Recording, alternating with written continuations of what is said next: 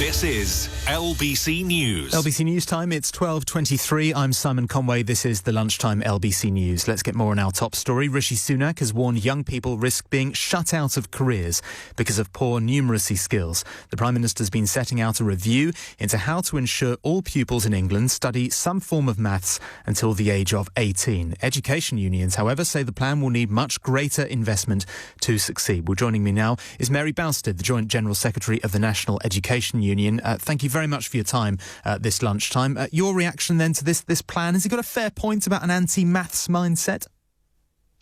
Well, maths is the most popular A-level subject, so I don't really know where he gets this anti-maths mindset. I don't think that that's the issue in schools. I think the issue is enough teachers to teach maths up to 18 when there aren't enough to teach maths up to 16.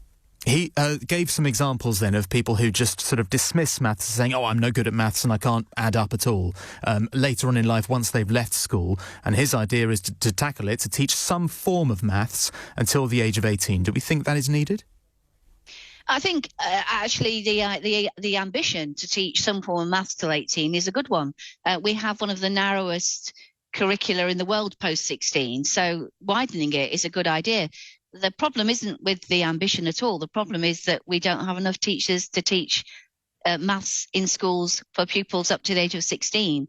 To extend it to 18 is going to, without the government showing how it's going to do that, it will remain a good idea, as it did. The government did propose this in 2016, but then nothing has happened since then. You can't just announce ideas. You've got to also announce how you're going to make them happen.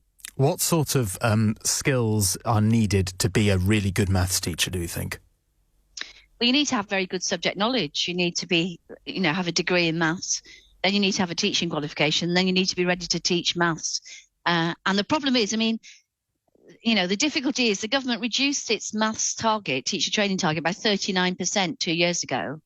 Last year, it missed that. This year, it missed that target by 10%. So they've reduced the target and they don't meet the reduced target. If you don't have and that's resulted in young people in secondary school routinely being taught by teachers who aren't qualified in maths. More than anything else, that's the problem the government has to tackle, not, ideas to expand maths tuition to 18, which is a good idea. But if you don't provide the teachers to do it, then it's just not going to happen. Is it pay as well, which is putting people off becoming maths teachers and they're instead even leaving the profession to go and work in the city or in finance or something like that? Well, it's definitely pay, absolutely. Teachers have seen the greatest erosion of their pay as a graduate profession than any other graduate profession since 2010. So the pay levels are uncompetitive, but so is the workload. Working weeks of 55 to 60 hours and no flexible working. That's not an attractive set of options for maths graduates who can frankly earn more and work less than they would if they choose to become teachers. We have to do a lot. The government has to do a lot to make the profession more attractive, and certainly decent levels of pay and a restoration of a differential for teachers is absolutely essential. It's not just teachers. We're running out of schools across the we're running out of teachers across the secondary curriculum. My subject, English, government missed its target by 40% this year. Teacher recruitment and retention crisis is affecting secondary subjects across the curriculum, including maths. Linked into this, then, the threat of industrial action by teachers continues. Where are you in terms of negotiations with the government on an improved pay deal? There are no negotiations. This morning, Gillian Keegan, the Secretary of State for Education, said, no, we've finished with the negotiations. We're leaving it to the review body, the pay review body. So we find that very disappointing. We really want to be in negotiations with the Secretary of State, but at the moment, there's no sign that is going to be happening.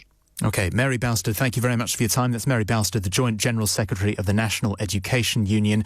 Rishi Sunak said in his speech earlier that the government had made a reasonable and fair offer on pay and that the door is always open to further negotiations. This is